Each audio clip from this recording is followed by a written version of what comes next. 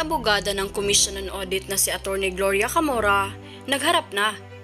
Dan, napahiya sa pagmamagaling nito sa kamera at tila ba wala ng mukhang ihaharap pa sa taong bayan. Dan Fernandez, nasupalpal sa labis na pangingialam sa budget ng Office of the Vice President. Pero bago ang lahat, kung di pa kayo nakasubscribe sa aking channel, please do subscribe para mas updated kayo sa mga susunod kong mga videos. Nailabas na nga ng Commission on Audit ang resulta sa confidential fund ng Office of the Vice President. Dan Fernandez, hindi matanggap ang naging resulta at tila ba gusto pa nitong siya na mismo ang mag-imbestiga sa nasabing confidential fund ni VP Sara. Yung confidential fund ko is like 7 million per quarter. And it's really hard for me to use, to utilize that amount for 3 months. And this amount is so huge that needs to be investigated rightly. Dito po sa Mr. Chairman, you have presented something and I tried to secure the documents that you have presented a while ago. So I'll be dwelling on this information that you have given this committee. I hope that the COA have the liberty to say something on this disallowed portion of that 125 million, and that was issued by COA, no? Yung 73 million. Doon po ba sa purchase of information, lumalabas po dito that 14 million is the purchase of information, and this was spent for 11 days. So basically, it is 1.2 million per day for the purchase of information. What do you mean by purchase of information? Can you kindly explain to us what is a purchase of information? Mr. Chairman. Sino pong sasagot? Attorney Camora, please answer. Mr. Chair, based po on the joint circular regarding the guidelines on COA, confidential funds, purchase of information pertains to those information necessary for the formulation and implementation of program activities and projects relevant to the national security and peace and order. And with the submission of the Office of the President, or Office of the Vice President, regarding to this 14 million that was submitted by them, you deem it right to disallow the 14 million? Mr. Chair, 14 million purchase of information. It's not part of the notice of disallowance, Mr. Chair. The 14 million is not part of the 73 million? It was allowed po in audit, Mr. Chair. The purchase of information was allowed? Yes, Mr. Chair. The only 14 million for the purchase of information, you allowed it? Yes, Mr. Chair. And your basis is what? Their documentary evidence of payment. What are the documentary evidence that was submitted to you, if you have the liberty to say it to us? Mr. Chair, since it's already on the merits of the case, since it's already touching on the merits of the case, and we can only comment on those that we have submitted to the through the subpoena duces tecum, and since the notice of disallowance is not yet final, we cannot yet discuss on the merits of the notice of disallowance. Okay, I respect that. So, medyo na-worry lang ako dito sa purchase of information that amounted to 14 million for 11 days. And you have approved it? Yes, Mr. Chair. Mr. Chair, since it's not yet final, did you it's have only this ito na lang po, hindi naman to mag-incriminate sa inyo, no? So, yung bang 14 million, may kasama mga equipments na binili? Ibang item po, Mr. Chair, ang equipments. So, yung purchase of information is all about information or data that you have gathered that you have approved sa COA? Yes, Mr. Chair.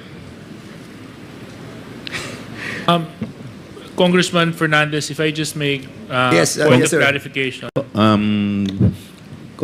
Deputy Speaker, Jay. Yeah. May I just Recognize. be informed as to what type of information was purchased?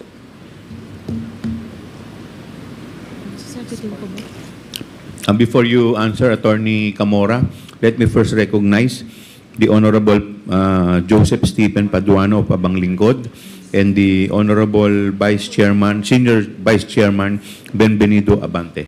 Please continue.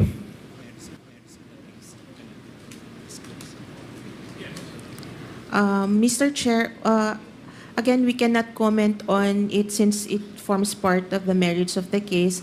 But I would like to inform the body po that the entire ND is still subject to appeal to the adjudication of the commission proper. These are just the judgment of the Yeah, auditors. I do understand the position of Attorney Camora. My question is, what type of information? Kasi sabi po dito, purchase of information. Anong klaseng information yun? Is it, Mr. Chair, I could only say that these are part of what is required under the joint circular, which is this information necessary for the formulation and implementation of programs, activities, and projects relevant to national security and peace and order.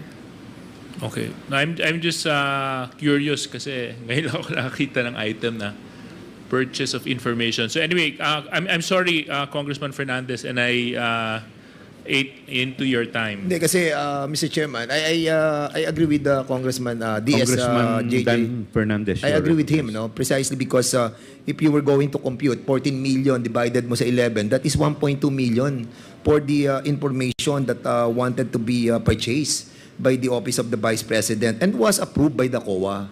And that worries me a lot, no? If this information entails, siguro kung mga 4 months yan or in 1 year yan, acceptable yan. But in a day, 1.2 And if purchase of information a day? pwede po bang isang tanong lang? Yes, sir. Oo. Yung po bang 14 million na yun na information, sa isang tao lang po ba yun o maraming tao po yun? Mr. Chair, hindi naman po yun sa isang tao lang. Okay, ilan pong tao? Kung alam lang po ninyo. I don't have the information right At now. kung and- magkakaano po kada tao ang binigay para po sa purchase of information na yun? At kung saan po mga area? Mr. Chair, details na po siya ng audit, so we could answer through if we are duly issued po subpoena de Sisteco. Is there any motion? Do I hear any motion? Yes, well, I move that ano ba? I move that we subpoenaed the Dusestacum, The detailed information. all those documents pertaining to the purchase of information, the detailed information about it. Is there any second to the motion? Second, Mr. Chairman. Duly seconded. Is there any objection? Hearing none, the motion is carried. Secondly, Mr. Chairman, this is the payment of reward. Sa payment of reward, you utilize 10 million. The Office of the Vice President utilized 10 million. And this was spent for 11 days. So almost 1 million a day for the reward, payment of reward, cash. Cash. Same thing, COA. How this 10 million was utilized daily by the Office of the Vice President. Can you kindly educate me on how this happened? A million a day for payment of cash reward. Was there any news about the cash reward that was given by the Office of the Vice President to any individuals, for that matter, pertaining to this payment of reward in cash by the Office of the Vice President? Mr. Chair, again, it is Again, part of the it will be a part merits. of the documents of the detail. Although, Mr. Chair, we have indicated in the ND the reason why the rewards were disallowed. they were not able to satisfy us with the Okay, I'm sorry. documentary I'm requirement. sorry, Kowa. You mean this 10 million is part of the disallowed by COA? Yes, Mr. I'm Chair. sorry. I'm sorry about it. So, sige. Okay, so disallowed to. Okay, sige. So, have they given you some information on or the detailed information about this payment of cash reward? They have submitted compliance documents, Mr. Chair. But Can we we- deemed it not sufficient. Yeah, go ahead. We deemed it not sufficient to answer the requirements of the joint circular. Can we also, in that case, Mr. Chairman, may I move to subpoena also those tecum, those documents pertaining to the payment of cash reward? There is a motion by the Honorable Fernandez to issue subpoena duces tecum with respect to the payment of cash reward. Ito naman pong Is there any objection? Is there any second to the motion? Second, Mr. Chair. Duly seconded. Is there any objection? Hearing none, the motion is carried. punta naman po tayo sa rental of other incidental expenses relative to the maintenance of safe houses. How many safe houses have the Office of the Vice President have? Mr. Chair, again, it falls part of the merits. However, may I just say, Hindi naman No, merits na- naman yun, Gloria. Tinatanong ko ilan lang yung, para malaman namin. Kasi, of course, merong mga opisina ang Office of the Vice President sa buong Pilipinas. Are those offices that are being mentioned by the Office of the Vice President all over the country constitute also as the safe house of the OBP? Ayan, nakalagay dito. Meron kayong maintenance ng safe houses Do they have like 10, 18, 20, 30, 40? Mr. Chair, I do not have information right now on... Can you kindly submit to us also? I move also to kasi Mr. Chairman, before we move for that, kasi 16 million were 16 million was spent for 11 days for the Office of the Vice President doon po sa mga safe houses for maintenance. Maintenance of the safe houses, 16 million was spent for 11 days for these safe houses. Kaya nga tinatanong ko po, ilan po yung safe houses na yon at bakit gumastos tayo ng 16 million for that purpose for 11 days? At kung saan? Yes, oo. At kung saan yung mga safe houses na yon. So I move that we subpoena also those documents. There's a motion by the Honorable Dan Fernandez to subpoena the information with respect to the safe houses of the Office of the Vice President. Is there a second to the motion? Yung, Duly seconded. Is there any objection? Hearing none, the motion is carried.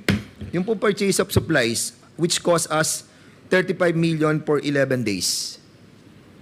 Madam Gloria, purchase of supplies, ano-ano po ba itong mga supplies na to? Ito na po ba yung mga chairs, tables, desktop? Mr. Chairs, part of it po yung table shares that were disallowed. And some of it, naka-indicate po as reward, so it was also disallowed. When you say disallow, were you able to get some information who supplied this purchase of different items? Do you have the information about the contractors and the suppliers? Mr. Chair, based on the joint circular, these supplies, materials, and equipment for confidential operations are not done through regular procedures without know, compromising the information. I know. What I'm trying to tell you is that wala namang bidding siya Hindi naman siya Yes, Mr. nabibidding Chair. talaga ang confidential fund. What I'm trying to point out, Mr. Chairman, is have they submit the supplier or the contractor of those purchase items? Siyempre, may nag-purchase, may nag-supply niyan Kilala nyo ba? Nagbinigay ba yung information about it? We only received documentary evidence of payment, Mr. Hindi Chair. mo sinasagot ang tanong, Gloria Ang tinatanong ko kung merong sinabit na supplier saka kontraktor. Titingin ka pa sa likod. Huwag ka na tumingin sa likod. Wait. Ano bang position mo sa COA? Attorney 5 po, Mr. Chair. And what is your responsibility in the Commission on Audit? Review of the audit po. Ha? Review of the audit. Review of the audit. Ano ginagawa ng Conducted. review of the audit? Tinitingnan ko, Chair, yung... So, nakikita mo na. Huwag ka na tumingin sa likod. So, anong nakita mo doon? So, binigay sa iyo yung 35 million na purchase ng goods for 11 days. Siyempre, nakita mo, 35 million, 11 days. Wow! Ang bigat nito, 35 million, 11 days. Sino yung nag-supply nitong mga supply na to? Di ba? Yan ang trabaho mo eh. So, yes. sino yung mga supplier? Mr. Chair, kasi... Sino yung mga supplier na nakita mo? sa merits na po kasi... Oh my Merits goodness. na po. Ang It's point not po a ni merit. Congressman Dan Fernandez, hindi ka ba Hindi, nagtaka? Yun po yung gusto niyang ipunto. Hindi po ba kayo nagtaka na nagkaroon ng purchase na worth 35 million in 11 days? Tama po ba yun? Yes, oo. 35 million. Ako naman, kahit ako, mayor ako eh. Di ba nakita ko, nag-purchase ako ng ganito, 35 million in 11 days. Magugulat ako. Ano-ano ba to?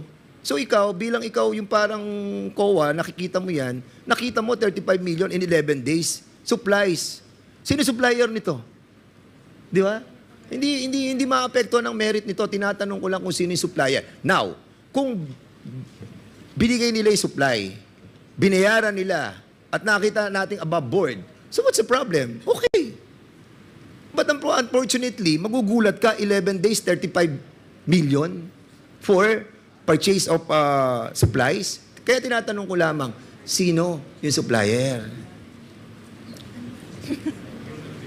Mr. Chair, hindi po ako makapagsabi ngayon ng... Alam mo, Gloria, nagsisinungaling ka. Don't. Please. Sabihin mo lang kung sino yung supplier. Sir, ang sinubmit lang po talaga nila is evidence, documentary evidence of payment. Hindi na po yung... So wala yung supplier. Opo, Are you sure? Opo. Wala doon sa sinabit sa inyo? Yes, Mr. Because Chair. we are... we Yes, move for those documents a while ago. Yes, Mr. Kasi Chair. pag nakita namin meron doon, tatamaan ka dyan. Sige ka.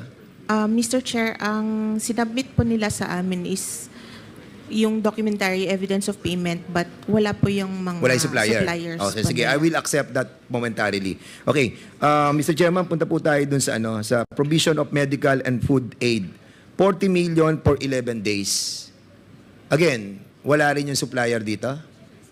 Wala din po, Mr. Chair. Kaya part din po siya ng Did you ask disallowed the Office of the Vice President to submit all the contractors and suppliers of all these supplies and the medical and food aid? We asked them to explain po the... Hindi, but did you ask for the supplier? Normally, Chair, hindi po. Why?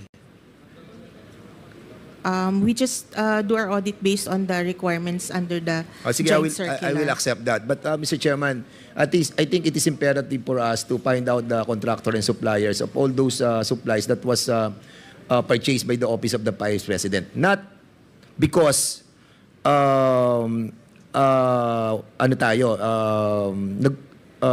do you call this? Medyo hindi natin pinupuntirya. Tama. Thank you for that word.